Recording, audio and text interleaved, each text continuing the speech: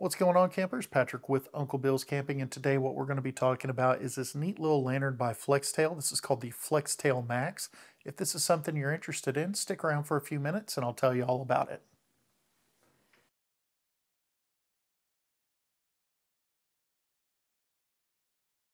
All right, so full disclosure, some time back I did a review on the FlexTail Tiny Pump 2. And a while after that video, FlexTail reached out to me and asked me if I'd be interested in reviewing their new FlexTail Max Lantern, which is what is inside of this case. So just so you know, they sent this to me for free, but there is in no way any kind of contract or obligation to give this a good or bad review. They just want me to take a look at it, show my viewers what it is and what it's about, and that's what we're going to do right now.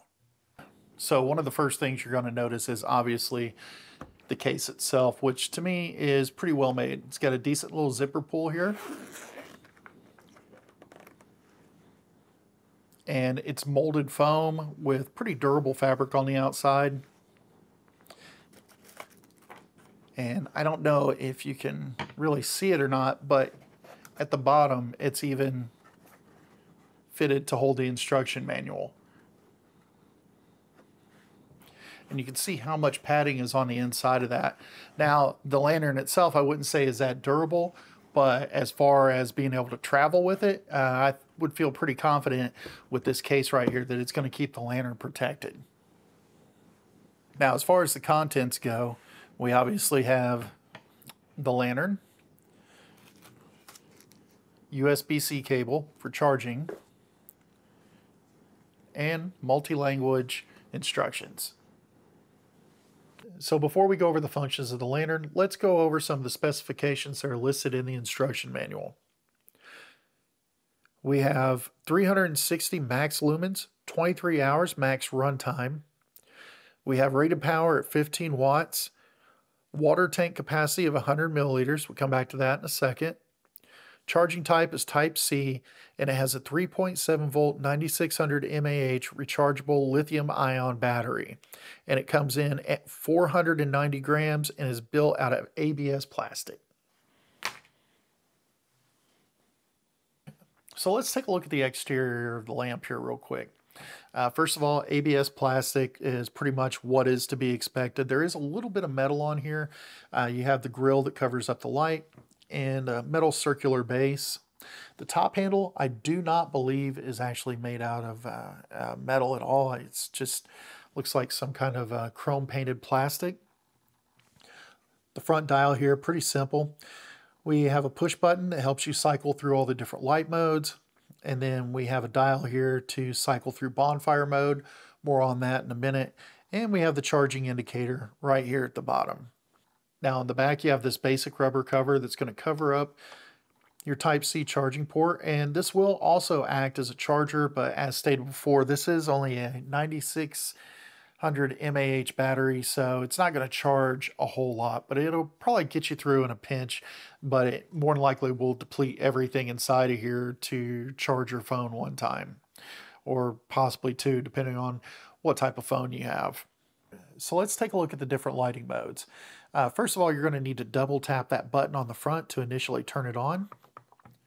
And that's going to give you your first setting, which is a nice soft amber color, a nice orange glow. It's not very bright, just kind of pleasing, neat to look at.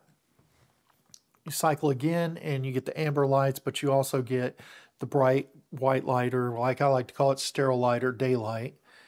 And then if you cycle again, you're going to get just bright white, which is more utilitarian light. I believe this is your highest setting right here. I could be wrong, but this is going to be about as bright as it gets. And of course, if you cycle one more time, it's just going to turn it off. So the next thing I'm going to do is show you the bonfire function. And it's pretty simple. All you're going to do is open up the top here. You're going to twist that counterclockwise. And you're going to pour in some water. You'll fill that up to the max line inside. And it's pretty important that you don't fill it past the max level, because if you do and water gets above it and it touches these contacts, It will kind of, doesn't necessarily damage the lantern, but it does kind of make it go into reset mode until everything's dried out. What you're going to do is just put that back on, give it a twist to lock it into place, and then we can turn on the bonfire mode. Now, if you turn the dial counterclockwise, the first thing you're going to get is steam. And this is just cold steam like you would find in any kind of cold water vaporizer or any of the little novelty things that you put different perfumes or scented oils in. Now, if you turn it one more time, what you get is the actual bonfire mode. And what that does is activates a little power bank of amber LED lights in the top. This doesn't change colors past this. It's the same orange or amberish color that you have down here at the bottom. And you can still cycle through all of your light modes just like you normally would. You can also just leave the bottom lights off and use the bonfire mode. And to me, that's probably one of the most aesthetically pleasing modes on the whole lantern, just because all the light deleted around it, you just have the LED bank shining up through the mist here, and it does give it the appearance or the feel that, it's really hot, that it's putting out a lot of heat and there's some kind of flame inside of it, even though there really isn't. But that's just my opinion. So we've covered just about everything there is to cover about the lantern. There's not a whole lot to it. As far as my opinion on this lantern, I would say that it's not a camping lantern. It's very aesthetically pleasing, but it's not utilitarian at all. There's no way to really hang this lantern up high where it broadcasts any kind of usable light. So it's pretty much limited to being a tabletop lantern. It's not something you could put inside of a tent, or at least use the bonfire function inside of a tent, because at the end of the day, that's moisture, and the last thing you want is moisture inside of your tent. You want as little of that in your tent as possible at all times. Is it a kid's lantern? Not necessarily, because if you spill this over, then water gets on the leads and it kind of shorts out for a while. So you really couldn't leave this around children or very young children just in case that happened. So I would say this is probably something to bring along after you have your primary lantern and all your backups. Then bring this along to have something nice to look at, especially maybe if you're in an area that's got a burn ban and you're not allowed to have campfires and you want something nice to look at. Or maybe you know a camper that doesn't get out very often, something like that, and you just want to give them something that reminds them of being outdoors. Maybe this will work for them. Either way, I will leave a link in the description for this product right here if you want to pick one up for yourself or for somebody else.